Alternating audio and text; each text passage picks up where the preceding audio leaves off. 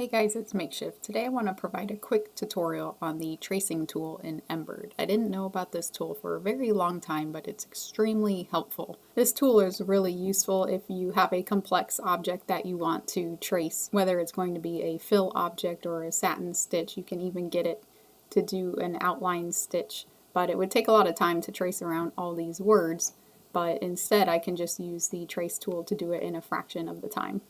And it's this little button down here, and it does exactly what you would think it does by the name, which is trace an object. So you would need to have a pretty clear image imported into Embird, so very creative. I have the word trace here just to demonstrate how it would work.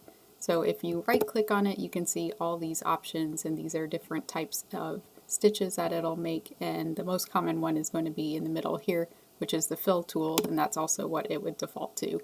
When you click on it, it's going to bring up this window over here with a bunch of different options. At the top you have auto color, which means that it's going to look at the color of the object you select and make it that color on the embroidery itself.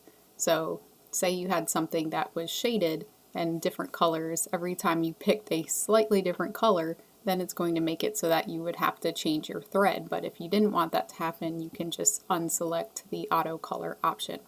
The tolerance is going to be how detailed it's going to get when you don't have a clear end to your object like I do here, and I'll go more into this into my second example.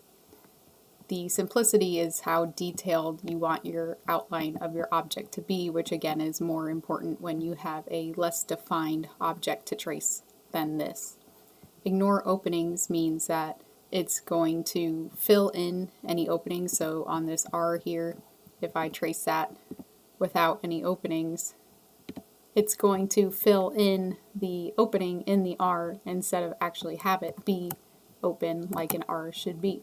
And then you have more options down here. The new option will add a single object. If you click a second object, it will overwrite the first one. So if I click once, it's going to select the T, but then if I click the R, it's going to just switch to the R. Whereas if I do add, every time I click, it's going to add another fill object to the embroidery.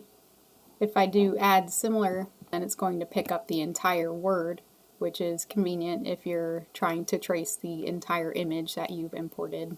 If I do subtract, then it's going to remove some of the objects, but you can see here that the outline is still selected, so this doesn't really work exactly as you would expect, so I would recommend just undoing what you've done if you accidentally click something that you don't want. And I don't use the intersect option, so I can't provide any advice on that. So to finish up this example here with the fill tool, I'm going to remove auto color, I'm going to leave the tolerance and simplicity as it is, and I'm not going to ignore openings because I would want the insides of the letters to stay intact. So if I just keep it on add and then select every single letter, or like you saw earlier, you can just do the add similar and then hit apply, it's just going to create these 5 fill objects that if I go ahead and generate the stitches, you can see it gets stitched out. So rather than having to trace each individual letter, you can just do it in a fraction of the time, which is very convenient.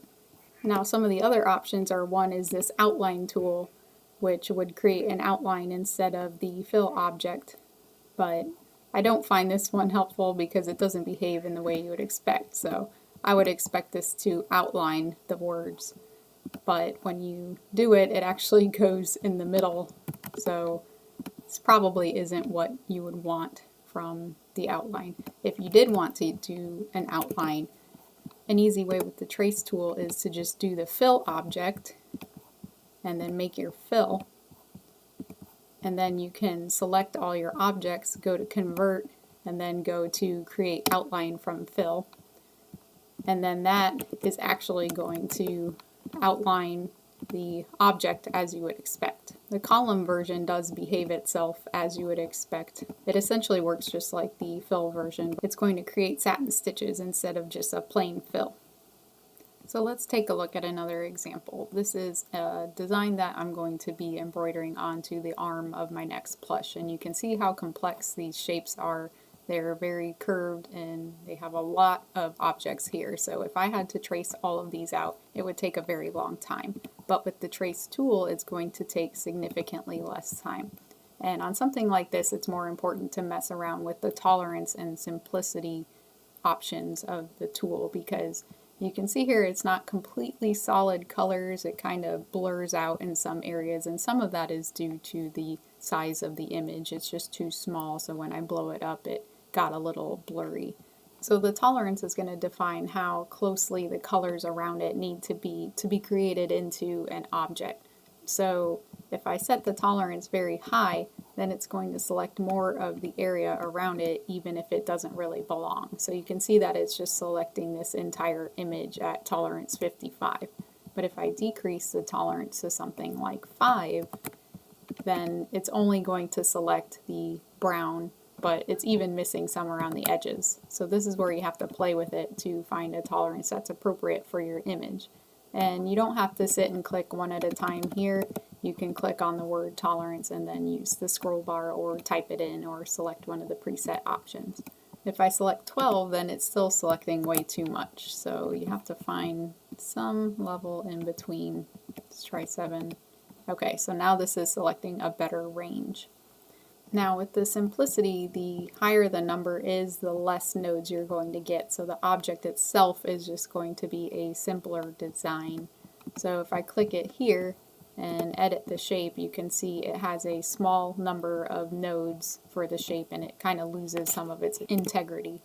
But if I lower the simplicity to 1 and click the object again, then you can see how the object has more jagged edges, and you can just see how many nodes that you have. So again, you need to find something that works for you and the design that you're trying to replicate. So if I change it to the fill, which is what I would really want for an object like this, and I don't want to do the auto color because of the small discrepancies in the color that I have on this image, and keep with the 7 tolerance and 7 simplicity.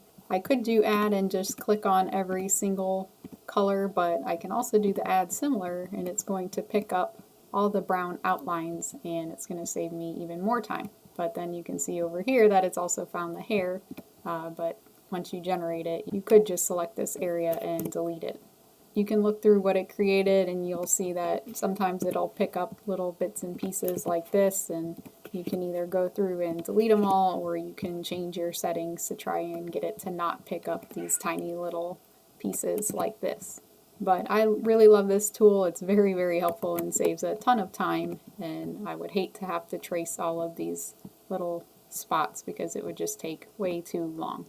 So hopefully you guys found this helpful. Like I said, it took me a very long time to figure out that this tool even existed. Hopefully it'll save you some time in the long run.